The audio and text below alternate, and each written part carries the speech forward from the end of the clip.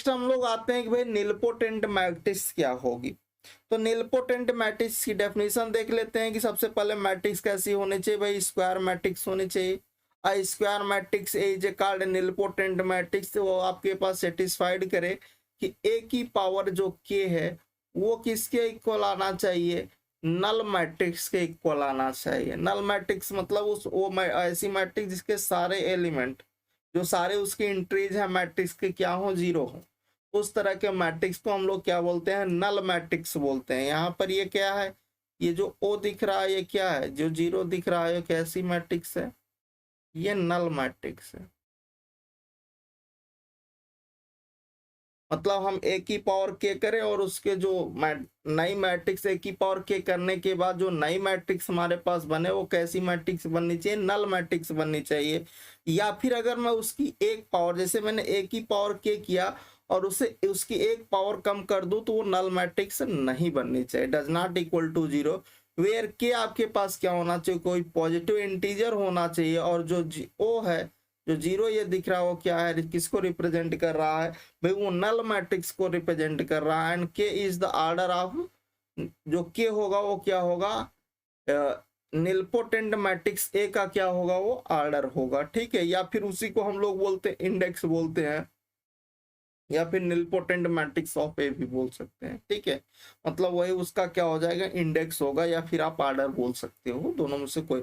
अब जैसे कि एक एग्जांपल हमने लिया कि भाई इस मैट्रिक्स को आप शो करो कि ये निलपोटेंट मैट्रिक्स है। कैसे आप जानोगे कि, सबसे पहले तो आपको देखना है कि वो कैसी होनी चाहिए, स्क्वायर मैट्रिक्स। तो मैंने देखा भाई इसमें 3 रो है 3 कॉलम है, मतलब ये स्क्वायर मैट्रिक्स है, 3 ऑर्डर 3 ऑर्डर की, है ना। इसमें 3 रो है 3 कॉलम है, मतलब ये स्क्वायर मैट्रिक्स है। जिसके आर्डर और रो और कॉलम दोनों सेम हो उस तरह की मैट्रिक्स को हम लोग स्क्वायर मैट्रिक्स बोलते हैं। ठीक, इस एग्जांपल्स को देखिए और इसको आप प्रूफ करिए कि भाई ये निलपोटेंट है। तो निलपोटेंट होने के लिए सबसे पहले तो अपन क्या करो, ए की पावर के करने पर, और जब तक आप उसका करते रहो ए की पावर के तक जाओ, जहां पर भी वो नल मैट्रिक्स आपको दे दे, मतलब नल मैट्रिक्स आ जाए तो आपके पास हो जाएगा, अदरवाइज आपके पास वो निलपोटेंट नहीं होगा। जैसे कि अभी सबसे पहले ये आपके पास ए मैट्रिक्स है, हम यहाँ पर क्या करते हैं, इसका स्क्वायरिंग करते हैं। मतलब स्क्वायरिंग करेंगे मतलब सेम मैट्रिक्स का सेम मैट्रिक्स के साथ हम मल्टीप्लाई करेंगे, सिंपल सा फंडा। अच्छा, तो देखिए सबसे पहले मैट्रिक्स को आप नोट करिए, तो 1 1 3 5 2 6 -2 -1 -3। अगेन मैट्रिक्स को लिखिए, 1 1 3 5 2 6 -2 -1 -3। ठीक है, अब आप इसमें मल्टीप्लाई करना है, तो मल्टीप्लाई आपको बताया जा चुका है कैसे करना है। इधर से अपन रो लोगे तो इधर से अपन कॉलम को लोगे। ठीक है ना, चलो भाई करते हैं। इधर से आप करिए मल्टीप्लाई, पहले रो का कॉलम में करना है। तो 1 का 1 के साथ तो 1 हो गया, फिर ये प्लस का 5 हो गया, माइनस का 6 हो गया। फिर आप इसी तरह C2 के साथ करिए, तो यहाँ पर ये 1 हो गया, प्लस का 2 हो गया, माइनस का 3 हो गया। फिर आप C3 के साथ करिए, इस वाले के साथ, तो आपके पास ये 3 हो गया, प्लस का 6 हो गया, माइनस का 9 हो गया।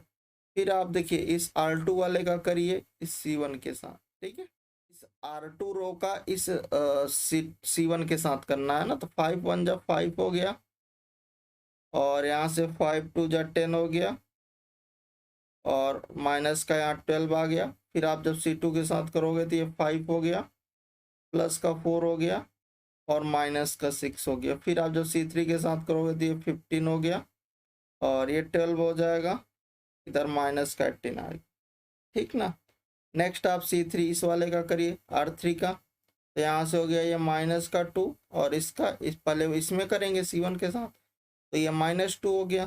फिर अपने पास -5 आएगा, और फिर आपके पास ये +6 हो जाएगा। फिर आप जब C2 के साथ करोगे ये -2 हो गया, फिर से अगेन -2 आएगा, और फिर प्लस का 3 हो जाएगा। फिर जब आप C3 के साथ करोगे तो ये -6 हो गया, और -6 हो गया, और प्लस का 9 हो गया। ठीक है। अब अपन इसको सिंप्लीफाई कर लीजिए। अपने क्या निकाला भाई, हमने ए स्क्वायर निकाला। ए स्क्वायर अपने पास कितना है,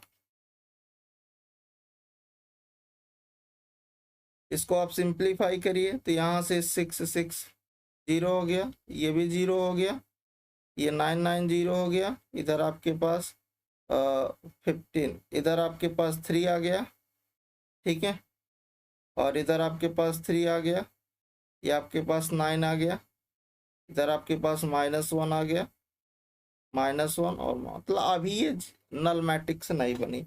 नल मैट्रिक्स ऐसी मैट्रिक्स जिसके सारे इंटरेस्ट जीरो हों। यहाँ पर तो अभी यही 3 इंटरेस्ट जीरो हैं, बाकी सारे जीरोस नहीं है। जब तक सारे इंटरेस्ट जीरो नहीं होंगे तब तक अपन मल्टीप्लाई करते रहेंगे। अगेन करेंगे इसी मैट्रिक्स का, मतलब ए स्क्वायर में अपन ए का कर देते हैं, मतलब ए क्यूब निकालेंगे, सही है ना। तो जब आप ए क्यूब निकालोगे, ये आपके पास ए स्क्वायर मैट्रिक्स क्या है, 0 0 0 3 3 9 -1 -1 -3।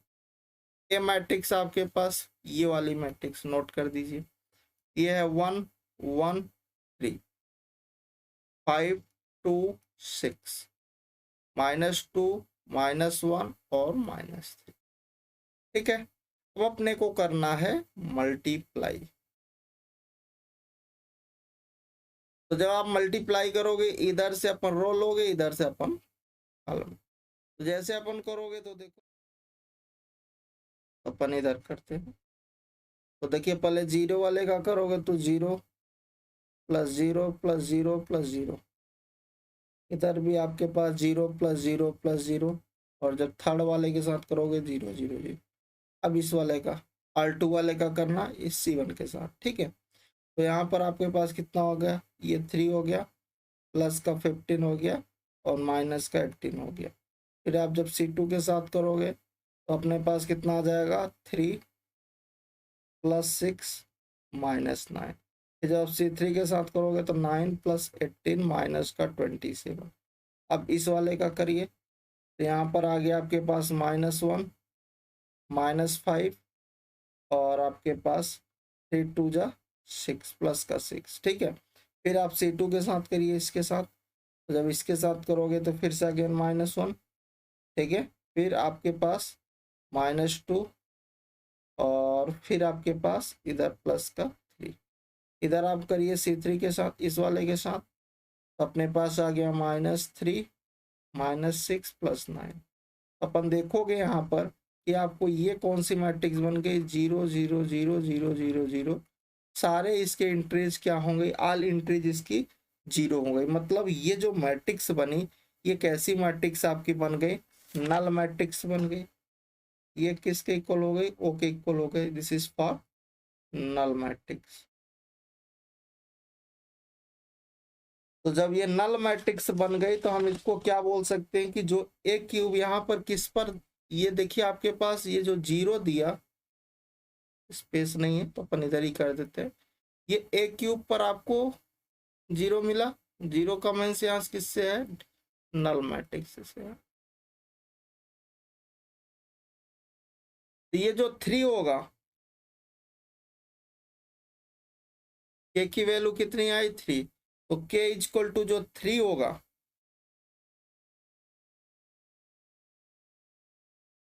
हम लोग यहाँ से बोल सकते हैं कि हेंस ए इज निलपोटेंट